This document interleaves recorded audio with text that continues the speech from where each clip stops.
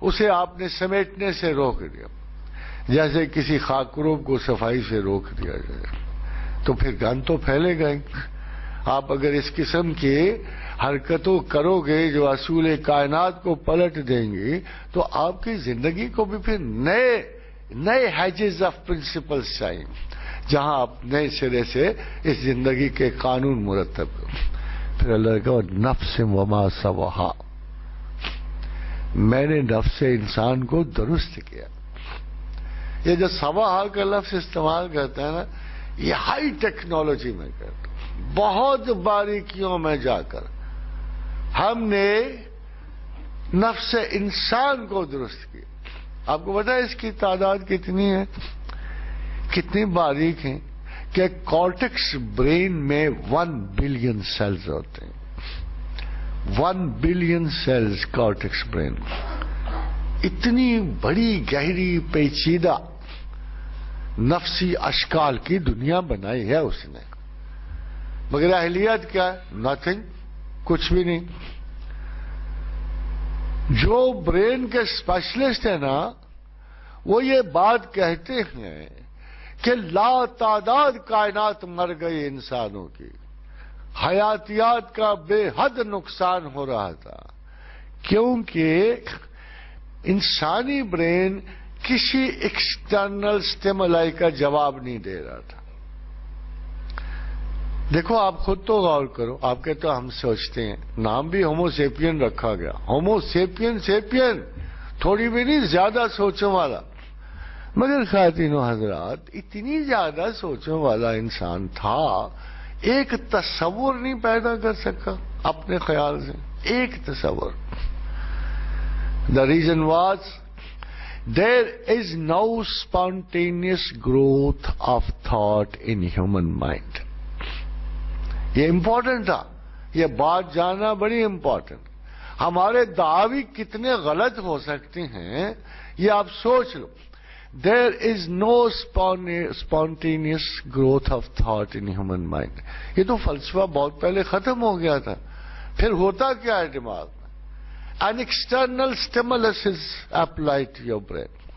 باہر کا حادثہ، ایک واقعہ، چھوٹی چھوٹی باتوں پہ ایک سٹیمولائی کریٹ کیا جاتا۔ یہ جو اندر آپ کے 1 بلین سیلز ہیں نا برین کے، ان کو وہ میسج جا رہا ہوتا ہے کہ یہ واقعہ ہو گیا۔ اب انہوں نے کیا کرنا ہے؟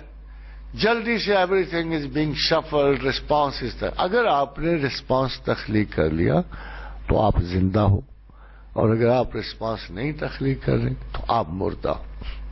تو تمام تھاٹ جو ہے ایکسٹرنل سٹیمولائی کے ریسپانس کو کہتے ہیں۔ اگر قرآن سنو گے، فَأَلْهَمَهَا فُجُورَهَا وَتَقْوَاهَا قَدْ أَفْلَحَ مَنْ زَكَّاهَا وَقَدْ خَابَ مَنْ دَسَّاهَا۔ ہم نے الہام کیے فسق و فجور، اے ذہن انسان کے امانت دارو، ہم نے الہام کیے فسق و فجور، ہم نے الہام کیے خیال تقوی۔ دیکھو تقوی کا لفظ استعمال کرتے لوگ سمجھتے ہیں کوئی ایک سنگولر کیفیت ہے، یہ تو آپ کی تمام خوبیوں، صرف عبادات پہ نہیں ہے، یہ آپ کی تمام خوبیوں پہ محیط ہے۔ کوئی اچھا کام کرو گے اس پہ تقوی کا لفظ بول سکتے، اندھے کو رستہ دکھاؤ گے تقوی ہے، کسی بدتمیزی کے جواب میں تمیز سے کام لوگے تقوی ہے، کھردری زبان کے زبان میں شائستہ زبان لکھنوی تخلیق کرنا تقوی ہے، کسی ایٹیچیوڈ میں جب آپ نائسر ایٹیچیوڈ اختیار کرو گے تقوی ہے۔ سرکار رسالت مآب کا ایک ارشاد گرامی ہے، فدا امی و ابی، ہمارے ماں باپ ان پہ قربان ہوں۔ معاشرے کی خلاقیت ان لوگوں کے ہاتھ میں ہوتی ہے جو ایک ایسا اصول لے جائیں کہ جس کو جب دیکھا جائے اس کی لطافت برقرار رہے۔ فرمایا نرمی جس شے سے نکل جاتی ہے وہ بدصورت ہو جاتا ہے، فرمایا نرمی جس چیز میں داخل ہو جائے وہ خوبصورت ہو جاتی ہے۔ سنگل لا ہے، ساری عدم برداشت ختم ہو جائے گی، ہے نا؟